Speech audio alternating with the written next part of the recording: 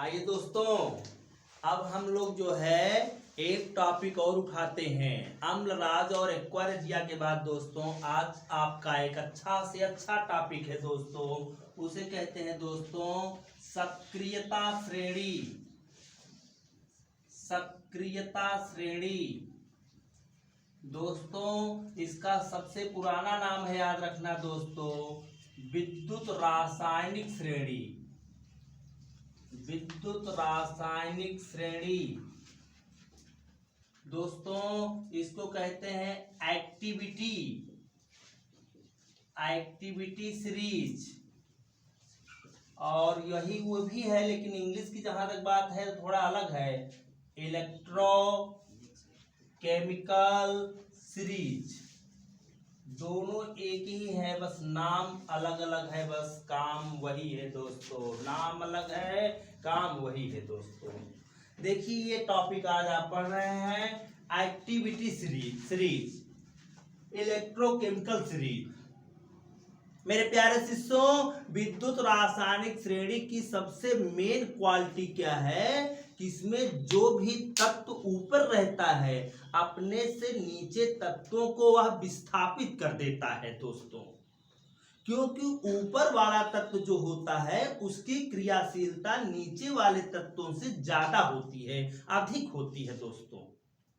तो ऊपर वाला हमेशा सक्रिय होता है और जितनी भी धातुएं होती है वह नीचे वाली धातुओं को अपने से ऊपर वाली धातु जो है जब क्रिया करती है तो एक डिफीट खा जाती है। कुल मिलाकर के विद्युत रासायनिक श्रेणी बनाने का सबसे बड़ा पर्पज यही था दोस्तों। इसकी परिभाषा सुनिएगा क्या है कि जब विभिन्न धातुओं को मानक इलेक्ट्रोड विभव के बढ़ते हुए या घटते हुए क्रम में व्यवस्थित किया गया, अरेंजमेंट किया गया, एडजस्ट किया गया, तो उसी को कहा गया विद्युत रासायनिक श्रेणी। मेरे प्यारे शिष्यों, विद्युत रासायनिक श्रेणी में जितनी धातु होती हैं जब ऊपर से नीचे की ओर आती हैं तो इनकी सक्रियता घटती जाती है, इनकी क्रियाशीलता घटती जाती है दोस्तों। और एक बात और आप जान लीजिए कि इस श्रेणी की सबसे बड़ी विशेषता यह है कि जो धातु जितनी ही अधिक ऋणात्मक होती है वह उतनी ही अधिक प्रबल होती है, और जो धातु जितनी अधिक पॉजिटिव होती है वह धातु उतनी ही कमजोर होती है दोस्तों। पहली बार आप सुने होंगे दोस्तों कि ऋणात्मक बढ़ रहा है दोस्तों, क्योंकि कभी ऋणात्मक नहीं बढ़ता है। मैथमेटिक्स में चले जाइए, ऋणात्मक अगर है तो शून्य है, शून्य से भी कम है। लेकिन यहां पर जो है कम से कम रसायनज्ञ ने एक बहुत बड़ी उपलब्धि लाया, कम से कम ऋणात्मक संख्या को तो बढ़ाए। क्योंकि आप जानते हैं कि निगेटिव में जाएंगे तो निश्चित है आप लॉस हो रहे हैं तो आप डोनर नहीं एक्सेप्टर हो रहे हैं। परंतु यहां पर क्या है, वही जो ऋणात्मक होगा उसकी क्रियाशीलता ज्यादा होगी। यहां पर दोस्तों यह भी ध्यान रखना कि हाइड्रोजन एक ऐसा तत्व है जिसकी क्रियाशीलता सिर्फ और सिर्फ शून्य होती है, और शून्य इसलिए होती है क्योंकि हाइड्रोजन के नीचे जितनी भी धातु हैं वह हाइड्रोजन को कभी हटा नहीं पाएंगी, क्योंकि वो हाइड्रोजन से कमजोर होती है। और हाइड्रोजन के ऊपर जितनी धातुएं होती हैं वो हमेशा हाइड्रोजन को उसके अम्ल में से विस्थापित कर देंगी।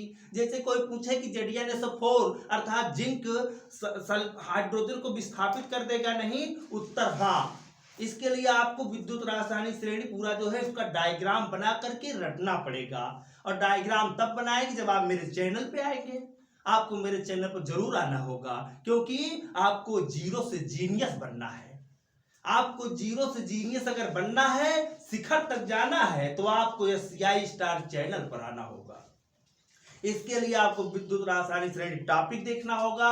टॉपिक अपने को देखें, अपने मित्रों को भी देखें, उनको भी दिखाएं, क्योंकि आप अगर आगे बढ़ोगे, आपका मित्र आगे बढ़ेगा, तो निश्चित है आपके क्षेत्र और समाज का बहुत बड़ा जो है विकास होगा मेरे दोस्तों।